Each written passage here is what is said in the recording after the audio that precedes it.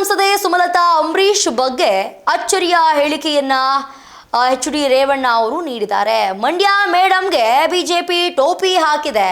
ಸುಮಲತಾ ಅಂಬರೀಶ್ ಬಗ್ಗೆ ಎಚ್.ಡಿ. ರೇವಣ್ಣ ವ್ಯಂಗ್ಯವಾಗಿ ಮಾತನಾಡಿದ್ದಾರೆ. ಯಾಕೆ ಹೀಗೆ ಹೇಳಿದ್ರು? ಈ ರಾಜ್ಯಸಭಾ ಟಿಕೆಟ್ ವಿಚಾರದಲ್ಲಿ ಬಿಜೆಪಿ ಸುಮಲತಾ ಅವರಿಗೆ ಮೋಸ ಮಾಡಿದೆ ಎಂದು ಎಚ್.ಡಿ. ರೇವಣ್ಣ ಲೇವಡಿಯನ್ನ ಮಾಡಿದ್ದಾರೆ. ಮೊದಲು ಅವರ ಹೆಸರನ್ನ ಮುನ್ನೆಲೆಗೆ ತಂದು ಕೊನೆಗೆ ಕೈ ಬಿಡುವ ಮೂಲಕ ಟೋಪಿ ಹಾಕಿದ್ದಾರೆ ಎಂದು ಅನುಕಂಪವನ್ನ ವ್ಯಕ್ತಪಡಿಸಿದ್ರು. ಇದೇ ವೇಳೆ ದೇವೇಗೌಡರು ಪ್ರಧಾನಿ ಹುದ್ದೆಯನ್ನೇ ತ್ಯಾಗ ಮಾಡಿದವರು, ಅವರು ಅಧಿಕಾರಕ್ಕೆ ಎಂದು ಆಸೆ ಪಟ್ಟವರಲ್ಲ ಎಂದು ರೇವಣ್ಣ ಸಮರ್ಥಿಸಿಕೊಂಡಿದ್ದಾರೆ.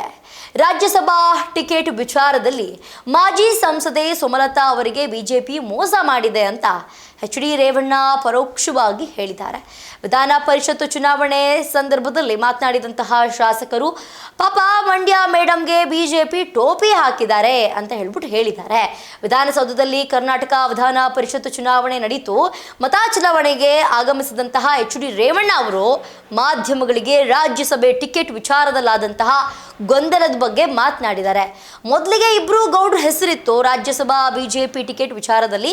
ಮೊದಲಿಗೆ ದೇವೇಗೌಡರು, ಸದಾನಂದ ಗೌಡ್ರ ಹೆಸರಿತ್ತು. ಆಮೇಲೆ ಮಂಡ್ಯ ಮೇಡಮ್ ಹೆಸರು ಹೇಳಿದ್ರು. ಕೊನೆಗೆ ಅವರಿಗೆ ಟೋಪಿ ಹಾಕಿದ್ದಾರೆ. ಪಾಪ ಅವರಿಗೆ ಕೊಡಬೇಕಾಗಿತ್ತು, ನಮ್ಮ ಸಮಾಜದವರು ಇರ್ತಿದ್ರು. ಈ ಹಿಂದಿನ ಎಲ್ಲ ಚುನಾವಣೆ ನೋಡಿದ್ದೇನೆ, ಮುಂದೇನಾಗುತ್ತೆ ಅಂತ ಕಾದ್ ನೋಡೋಣ ಅಂತ ಹೇಳಿದ್ದಾರೆ. ಈ ದೇವೇಗೌಡರು ಪ್ರಧಾನಿ ಸ್ಥಾನವನ್ನೇ ಬಿಟ್ಟವರು. ದೇವೇಗೌಡರು ಯಾವತ್ತೂ ಕೂಡ ಅಧಿಕಾರಕ್ಕಾಗಿ ಯಾರ ಮನೆ ಮುಂದೆ ಹೋಗಿಲ್ಲ. ಒಂದು ಪ್ರಧಾನಮಂತ್ರಿ ಹುದ್ದೆ ತ್ಯಾಗವನ್ನ ಮಾಡಿದ್ದಾರೆ. ಅಂದಿನ ಕಾಲಕ್ಕೆ ಒಂದು ಕ್ಷಮೆ ಕೇಳಿದ್ರೆ 5 ವರ್ಷ ಪೂರ್ತಿ ಪ್ರಧಾನಿ ಹುದ್ದೆ ಮುಂದುವರಿತಿತ್ತು. ವಾಜಪೇಯಿ ಅವರು ಕೂಡ ಬೆಂಬಲವನ್ನ ಕೊಡಲು ಸಿದ್ಧರಿದ್ರು. ಆದರೆ ದೇವೇಗೌಡರು ಬಿಟ್ಟು ಬಂದ್ರು. ಅಂಥವರು ಅವರು.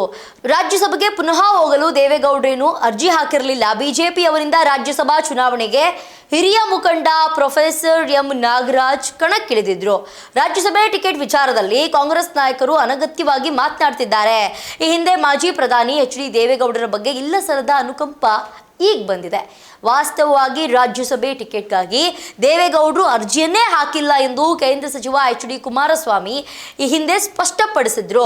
ಮಂಡ್ಯ ತಾಲೂಕಿನ ತಗ್ಗಹಳ್ಳಿ ಸರ್ಕಾರಿ ಶಾಲಾ ಆವರಣದಲ್ಲಿ ಶಾಲಾ ಕೊಠಡಿಗಳನ್ನು ಉದ್ಘಾಟಿಸಿದ ಬಳಿಕ ಸುದ್ದಿಗಾರರೊಂದಿಗೆ ಮಾತನಾಡಿದಂತಹ ಅವರು, ಜೆಡಿಎಸ್ ಬಿಜೆಪಿ ನಡುವಿನ ಮೈತ್ರಿಯಲ್ಲಿ ಬಿರುಕು ಸೃಷ್ಟಿಸಲು ಕಾಂಗ್ರೆಸ್ಸಿಗರು ಮಾಜಿ ಪ್ರಧಾನಿ ಎಚ್.ಡಿ. ದೇವೇಗೌಡರ ಮೇಲೆ ಅನುಕಂಪದ ಅಸ್ತ್ರವನ್ನ ಪ್ರಯೋಗಿಸುತ್ತಿದ್ದಾರೆ ಅಂತ ಟೀಕೆಯನ್ನ ಮಾಡಿದ್ದಾರೆ.